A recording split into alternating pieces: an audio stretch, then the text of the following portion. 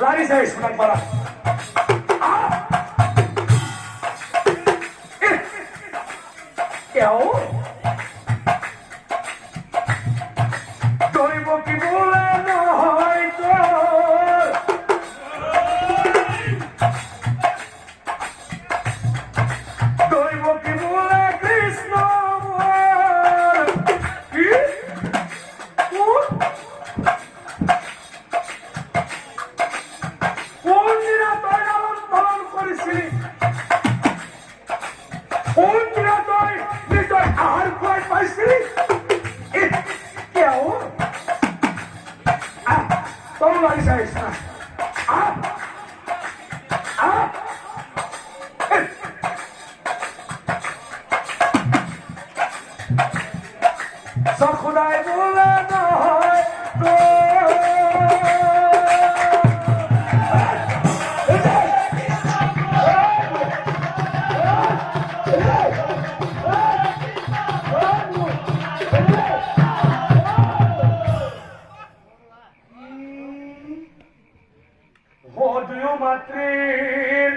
দুয়ো মাতৃৰ তৰ্ক দেখি কৃষ্ণই বিমূৰত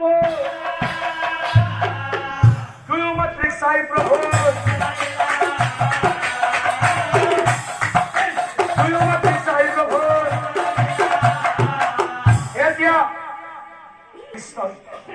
এতিয়া প্ৰভু শ্ৰীকৃষ্ণই দুয়োজনী মাতৃক চাই কৈছে, হে ৰাৱাই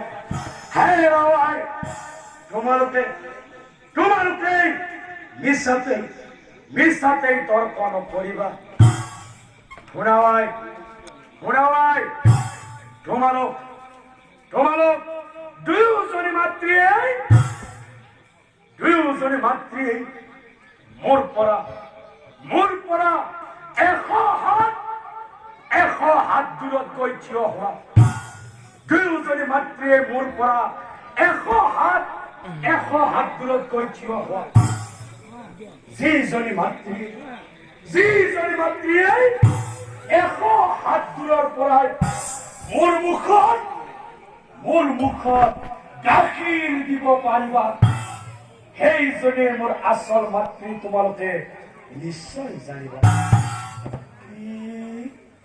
কথা শুনি দুয়ো মাতৃৰ আনন্দমী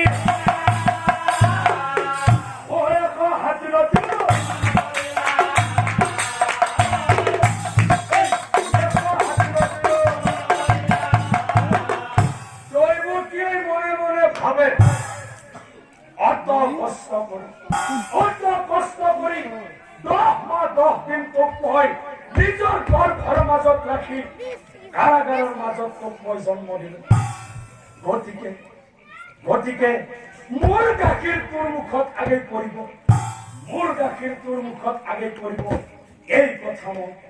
এই কথা মই আগতেই জানিলো। আৰু তাৰ পিছত গাখীৰ দিব খোজাতে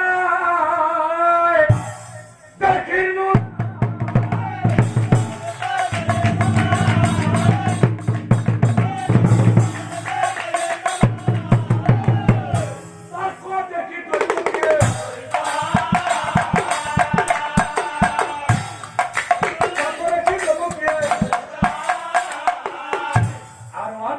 যশোদাই হস্ত নাতি কৃষ্ণৰ মুখ গাখীৰ দিলন্ত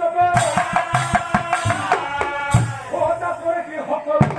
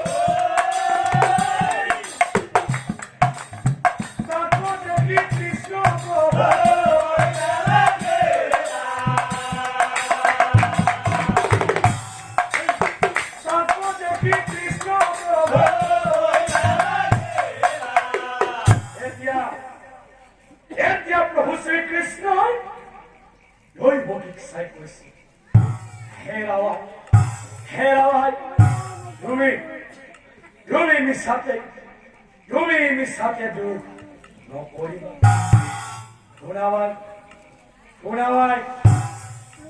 দুখ নকৰিবা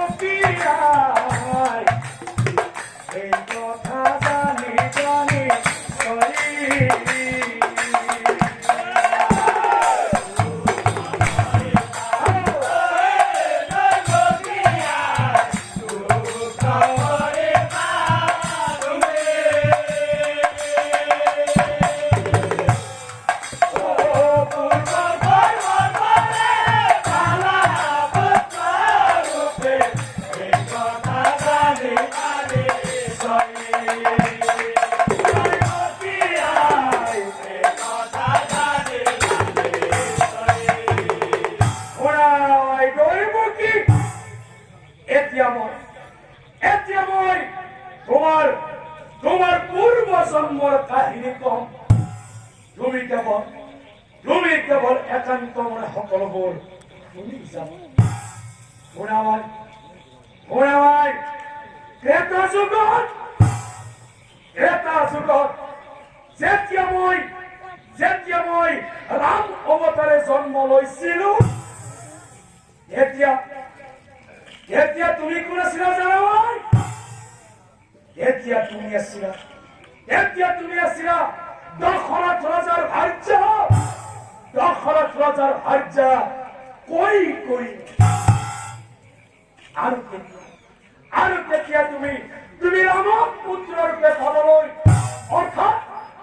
অৰ্থাৎ তুমি মোক পুত্ৰ ৰূপে পাবলৈ মনতে তুমি বৰ কৰি আশা কৰিছিলা এতিয়া তোমাৰ মনৰ ভাৱ বুজি মই তোমাক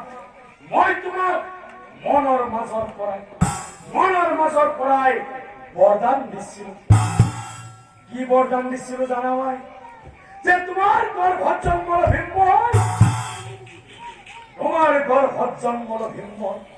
কিন্তু সেইখিনি সময়ত তুমি আমাক বনবাসো দিছিলা নহয়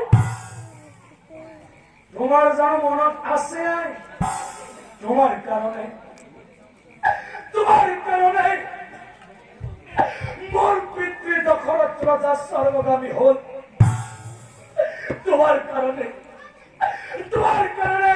আমি তিনিজনাই মিছাতেই বনবাস কাটিব লগা হল তোমাৰ কাৰণে তোমার কারণে হিতাহরণ হল, তোমার কারণে মই রাবণ কঠিব লগা হল, আর তোমার কারণে একমাত্র তোমার কারণে এখন রামায়ণের সৃষ্টি হল। গতিকে ইয়ার মূলতেই জানো তুমি এই নাছিলা ভাই। যেতিয়া তোমাক মই মনৰ মাজৰ পৰাই অভিশাপো দিছিলো। কি অভিশাপ দিছিলো জানা ভাই? যে তোমাৰ গৰ্ভত জন্মৰ ভীম মই, কিন্তু কোনোদিনেই তোমাৰ আহাৰ গ্ৰহণ নকৰো মই, কোনোদিনে তোমাৰ আহাৰ গ্ৰহণ নকৰো। এতিয়া তুমি বুজিলা নে? তুমি মোক কিয় কাৰাগাৰৰ মাজত জন্ম দিব লগা হল, আৰু কিয় তুমি জন্ম দিয়ে মোক বেলেগৰ হাতত বেলেগৰ ঘৰলৈ পঠাই দিব লগা হল। এয়া সকলোবোৰ তোমাৰ পূৰ্বজন্মৰ পাপৰ ফল। গতিকে তুমি দুখ নকৰিবা। আৰু শুনাৱাই যশোদা, এতিয়া মই তোমাৰো পূৰ্বজন্মৰ কাহিনী কওঁ। তুমিও কেৱল একান্ত মনে সকলোবোৰ শুনি যাবা। শুনাৱাই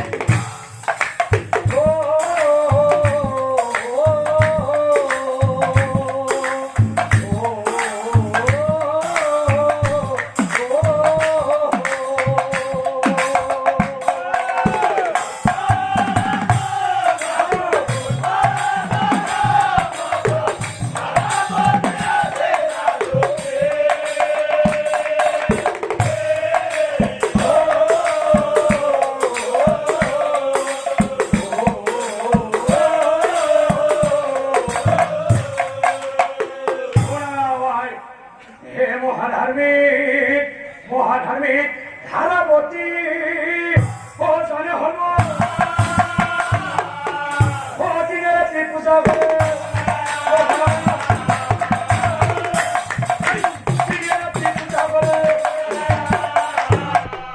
ধারাবতী মনে মনে ভাবে সতীর সন্তান নাই প্রভু, মই কি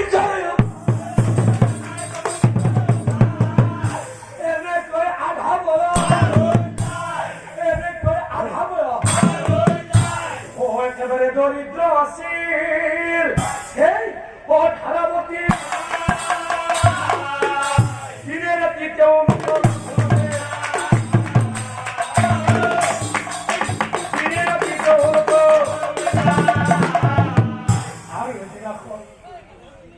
আর এদিন ধারাবতী